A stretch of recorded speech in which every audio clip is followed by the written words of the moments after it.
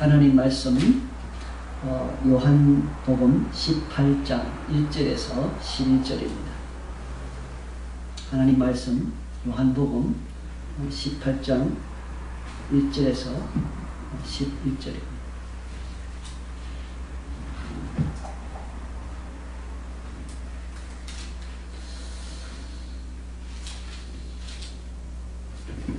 예수께서 이 말씀을 하시고 제자들과 함께 기드론 시내 건너편으로 나가시니 그곳에 동산이 있는데 제자들과 함께 들어가시니라.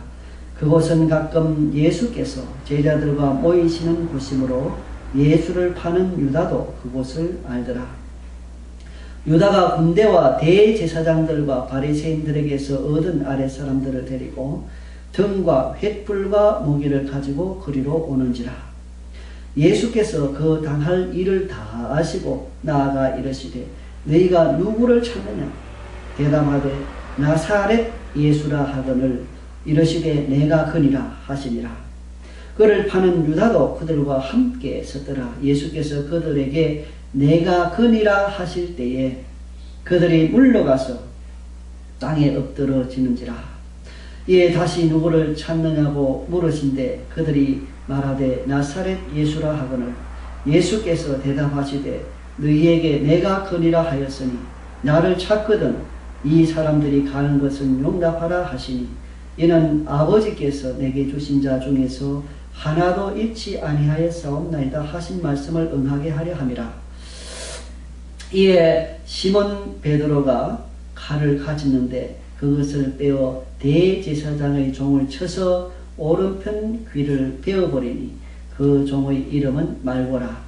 예수께서 베드로 들어 이르시되 칼을 칼집에 꽂으라. 아버지께서 주신 잔을 내가 마시지 아니하겠느냐 하시니라. 아멘.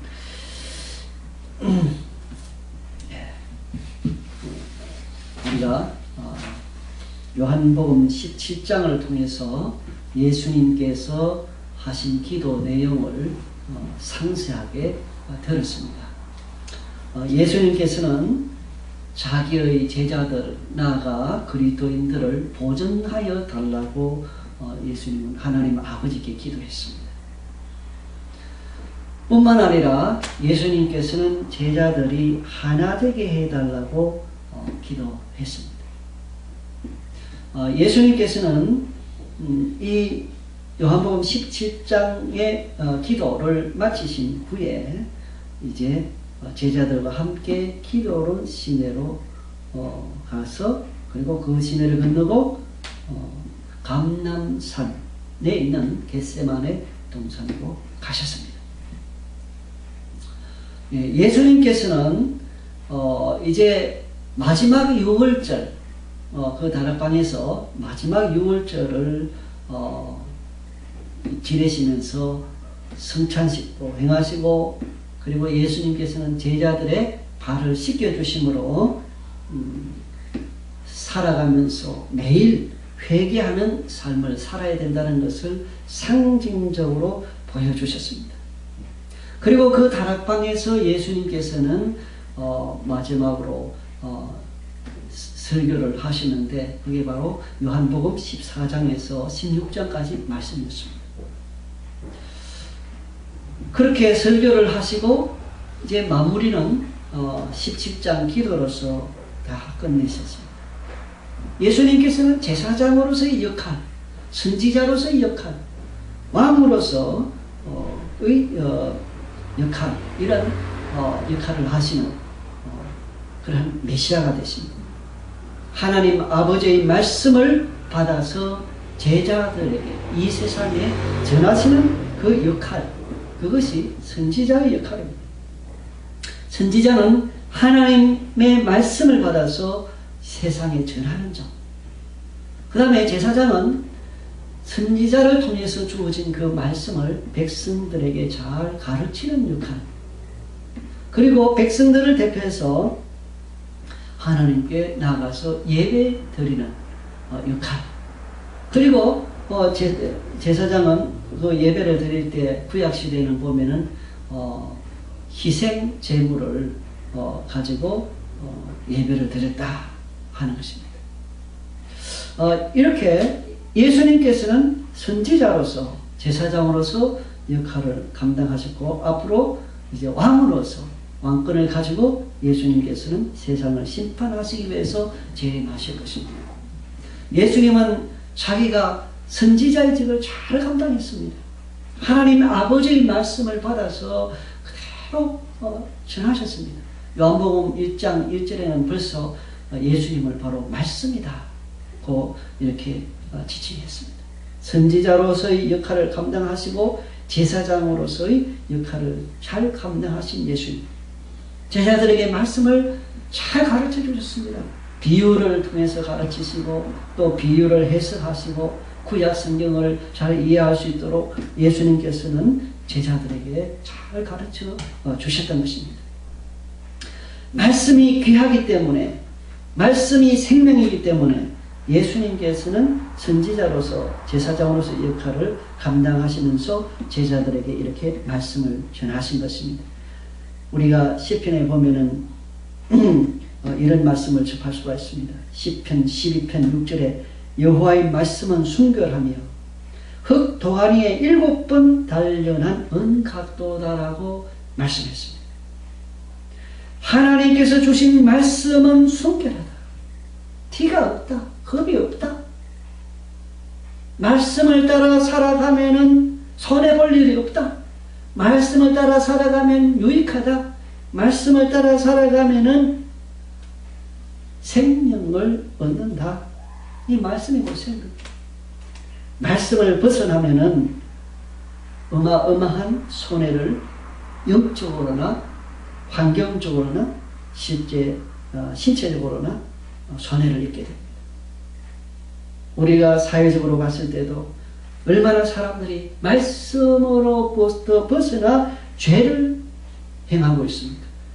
그 행하는 죄 때문에 그들은 큰 피해를 입게 되는 것입니다. 지혜로운 사람들은 이 하나님의 말씀에 귀를 기울여야 합니다. 말씀에 귀를, 말씀을 따라 살면 그것이 생명의 삶이 되는 것입니다. 하나님의 말씀은 우리의 가는 길에, 인생의 길에 등불과 같다 그랬습니다. 등과 같다, 등불과 같다. 이렇게 중요하기 때문에 예수님은 제자들에게 계속해서 말씀을 전하시고 말씀을 깨닫도록 가르치는 일을 하신 것입니다. 시편 33편 4절에 여호와의 말씀은 정직하여 그가 행하는 일은 다 진실하시도다 이렇게 말씀했습니다. 하나님 말씀을 따라 살아가는 자가 지혜로운 자가 되겠습니다. 예수님께서는 이러한 말씀을 가르치시는데 권위가 있다고 성경은 말합니다. 하나님 말씀대로 살아가고 죄가 없으신 예수님께서 말씀을 전하실 때는 거기에 권위가 있었다. 마가복음 1장 22절에 무사람이 그의 교훈에 놀라니 그랬습니다. 많은 사람들이 예수님이 가르쳐 주시는 그 교훈에 놀랐다. 다른 서기관들과 바리새인들이 가르치는 것과 달랐단 말입니다. 이는 그가 가르치는 것이 권위 있는 자와 같고 서기관들과 같이 아니함이더라. 이렇게 예수님이 말씀하셨습니다. 예수님에 대해서 말씀했습니다. 사람들은 예수님이 가르침에 대해서 서기관들과 다르다. 뭔가 다르다. 가르치는 것이 권위 있는 자와 같다. 이렇게 그들은 말했습니다. 예수님은 이렇게 권위 있는 자로서 말씀을 사람들에게, 제자들에게 다 가르치셨습니다. 이제 넓은 의미에서 전 공생의 기간 동안 가르치는 사역을 다 하셨습니다. 그리고 좁은 의미로서 18장 1절에서 예수님께서 이 말씀을 하시고 했을 때 이 말씀이라는 것은 바로 다락방 설교, 요한복음 14장부터 16장까지의 설교, 더 나아가서 17장 기도까지 합해서 다 끝내시고 이 말입니다. 다 마치시고 제사장으로 역할을 이제 자기 자신이 제물로서 하나님께 드리기 위해서 이제 나아갈 때가 됐다 하는 것을 우리에게 보여줍니다. 그래서 제자들과 함께 기도론 시내 건너편으로 가셨다. 이 기도론 시내는 예수님께서 지금 거하시고 계시는 그쪽하고 그 다음에 감람산, 겟세마네 동산이 있는 그 감람산 사이의 골짜기라고 합니다. 그 골짜기 시내인데 이 기도론이라는 것은 어두움이라는 뜻이라고 합니다. 원어로 어두움. 이 골짜기니까 어둡고 침침하니까 아마 기도론 이렇게 이름을 붙였는가 봅니다. 어쨌든 예수님께서 기도론 시내를 건너셨다 라고 하는 것은 누가 뭐 예수님을 떠밀어 가지고 강제적으로 억지로 예수님이 건너간 것이 아닙니다.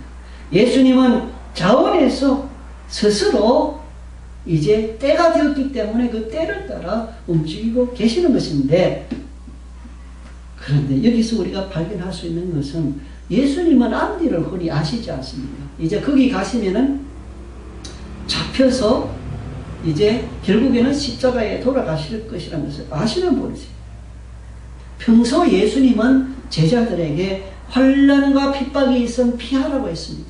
여기에서 핍박이 있으면 저 동네로 피하고, 저 동네에서 핍박이 있으면 또 다른 동네로 피하고, 피해라. 그게 상식이요 정상입니다. 일부러 핍박을 받아서 일부러 순교할 필요는 없다 이 말입니다.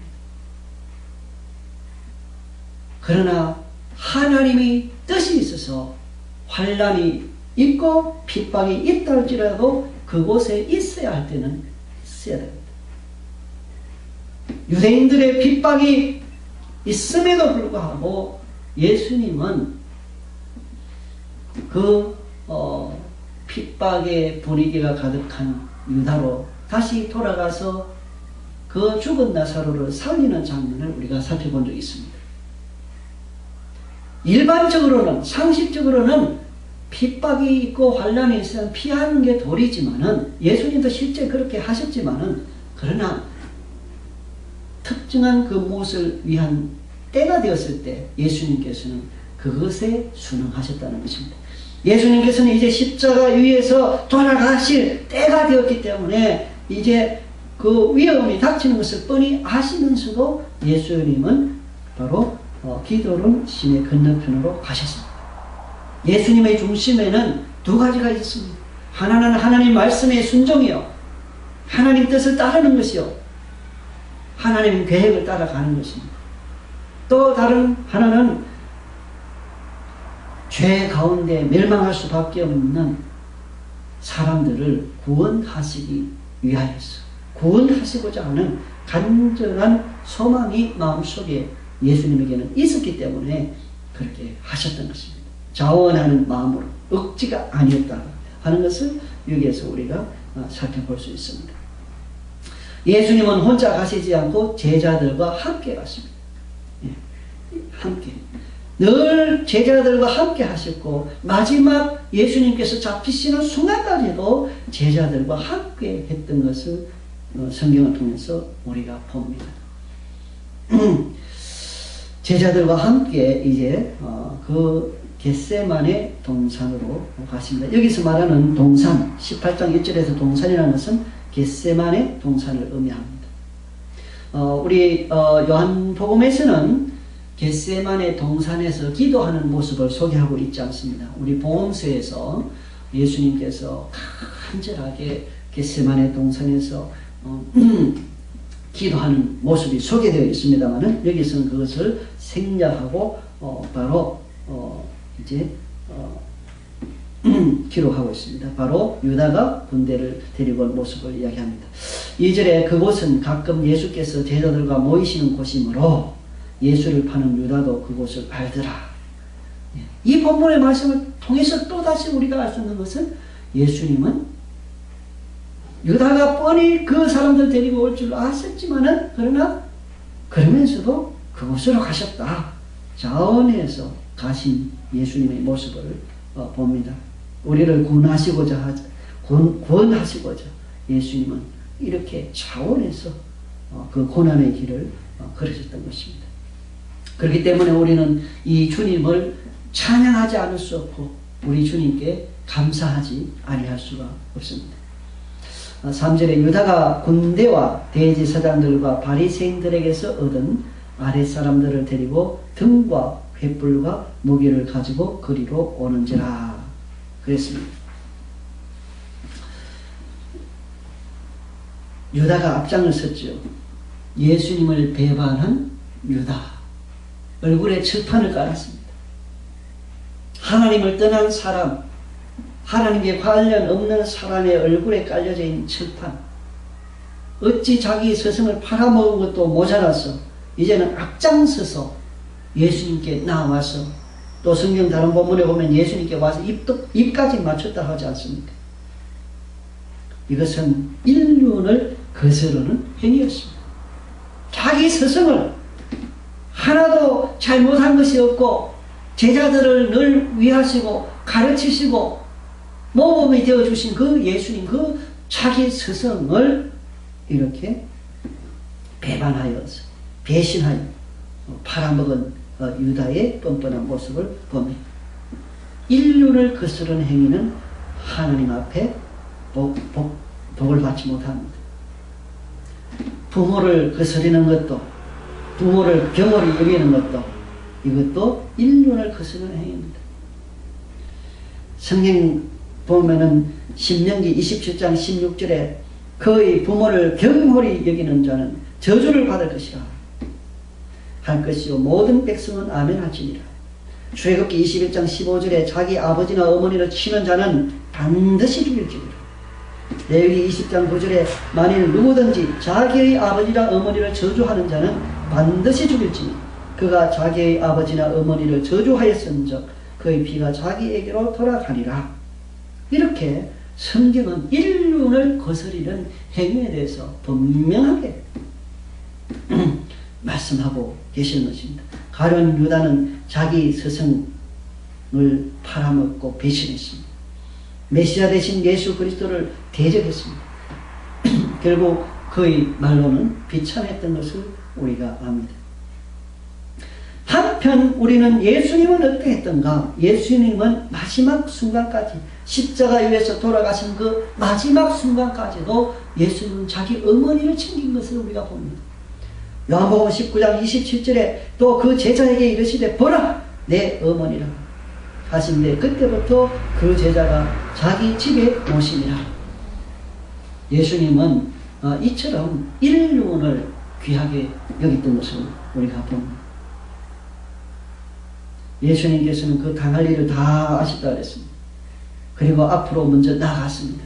당당하게 겁이 나가지고 움찔움찔 하신 것이 아니라 당당하게 군병들이 무기를 들고 완전 무장을 하고 왔는 그 군병들 앞에서 예수님께서는 당당하게 앞으로 나가서 누구를 찾느냐? 누구를 찾느냐? 주님의 당당하신 그 모습을 우리가 볼 수 있습니다. 그들이 대답했습니다. 나사렛 예수라. 이르시되 내가 그니라. 그를 파는 유다도 함께 섰더라 그랬습니다. 내가 그니라. 그 말을 하실 때에 그들이 막 예수님을 잡으러 왔던 그 사람들이 다 물러가서 땅에 엎드렸다. 여기에서 우리는 살펴볼 수 있는 것은 예수님의 권위입니다. 죄 없으신 예수님께서 하나도 세상 그 속된 말로 꿀릴 것이 없는 예수님, 하나도 부끄러움이 없는 그 예수님이 당당하게 그들 앞에 나아갔어. 누구를 찾느냐? 이 권위, 예수님의 권위를 볼 수 있습니다.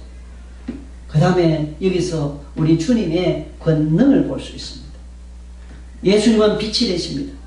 빛 대신 예수님께서 그 흑암 아래에 있는 자들, 그 흑암의 도구가 되어서 예수님을 잡으러 온 그 사람들 앞에 섰을 때 그들은 두려워서 물러가가지고 땅에 엎드렸다. 그 권위에 눌려가지고 그들은 저절로 엎드러진 모습을 우리가 봅니다. 또 한편으로 예수님께서 하신 이 말씀의 권위, 내가 권이라, 하나님께서는 말씀을 가지고 세상을 또 심판하신다고 하셨습니다. 이사야서 11장 4절에 보면 공의로 가난한 자를 심판하며 정직으로 세상의 겸손한 자를 판단할 것이며 그의 입의 막대기로 세상을 치며 그의 입술의 겨울으로 악인을 죽일 것이며 라고 했습니다. 이 말씀에 엎드러진 그 모습을 보면서 예수님이 얼마든지 안 잡힐 수도 있는 힘이 있지만은 그러나 스스로 잡혀 주었다는 것을 우리가 알 수 있습니다. 예수님께서는 그러한 과정 속에서도 자기의 제자들을 챙기셨습니다. 나는 선한 목자라, 선한 목자는 양들을 위하여 목숨을 버린다고 하신 요한복음 10장 11절의 말씀처럼 예수님은 자기 제자들을 끝까지 챙기셨다는 것을 우리가 봅니다. 주님은 선한 목자십니다. 지금도 우리를 챙기시고 지금도 우리를 선한 길로 인도하시는 주님이십니다. 18장 9절에 이는 아버지께서 내게 주신 자 중에서 하나도 잃지 아니하였사옵나이다 하신 말씀을 응하게 하려 합니다. 우리가 요한복음 17장 12절에서 예수님께서 하나님 아버지께 기도하신 그 내용, 내게 주신 자, 내게 주신 자들, 그들을 보존하고 지켰나이다 라고 이렇게 기도하는 내용이 나오는데 그 내용대로 예수님은 자기의 제자들을 보호해 주셨던 것입니다. 그때에 시몬 베드로는 칼을 빼가지고 대제사장의 종을 쳤다. 예수님을 잡으려고 하는 그 사람들 중에 한 사람, 대제사장의 종, 그 오른편 귀를 잘랐습니다. 여기서 베어버리니 이렇게 나오는데 성경 다른 본문 마태복음이라든지 마가복음을 보면은 귀를 잘랐다고 나옵니다. 그러니까 cut off, 잘라 떨어진 거예요. 그런데 예수님께서는 다시 고쳐주셨다. 이것은 놀라운 예수 그리스도의 능력을 말씀하고 있습니다. 그렇게 잘라진 귀를 예수님께서는 그 자리에서 치료해 주셨다는 것을 누가복음 22장 51절에서 말씀하고 있습니다. 그 귀를 만져 낫게 하시더라. 그러시면서 예수님께서는 제자 베드로에게 말합니다. 칼을 집에 꽂아라. 그리스도인들은 폭력을 행사해서 안 된다는 것을 가르쳐주고 계십니다. 혈기를 가지고 해서는 안 된다. 이 폭력을 행사하는 것은 하나님 앞에 죄가 됩니다. 그러나 우리 나라를 지키기 위한 군인으로서 하는 것은 그것은 올바른 것입니다. 총을 들고 우리 무기를 생산하고 그것으로 나라를 지키고 하는 것은 그것은 하나님의 뜻입니다. 왜 하나님께서 나라라고 하는 국가라고 하는 그것도 하나님이 주신 만드신 경계요 권이기 때문에 그렇습니다. 우리 구약 성경에서 보면 하나님께서는 그것을 하도록 하시는 것을 우리가 봅니다. 그러나 개인적으로 혈기를 가지고 감정을 가지고 폭력을 행사하는 것, 이것은 올바르지 않다 하는 것을 가르쳐주고 있습니다. 마태복음 26장 52절에 이에 예수께서 이르시되 내 칼을 도로 칼집에 꽂으라. 칼을 가지는 자는 다 칼로 망하느니라. 이렇게 말씀하셨습니다. 우리는 예수님께서 우리를 건지시기 위해서 자원해서 자기 자신을 지금 드리고 계시는 모습을 대제사장으로서 자기 자신을 희생제물로 드리기 위해서 지금 그 목표를 향해서 나가고 있는 것을 보면서 우리 주님께 감사를 드립니다. 또 우리가 오늘 본문에 있는 말씀처럼 우리가 인생을 혈기를 가지고 해서는 안 된다 하는 것을 알 수 있습니다.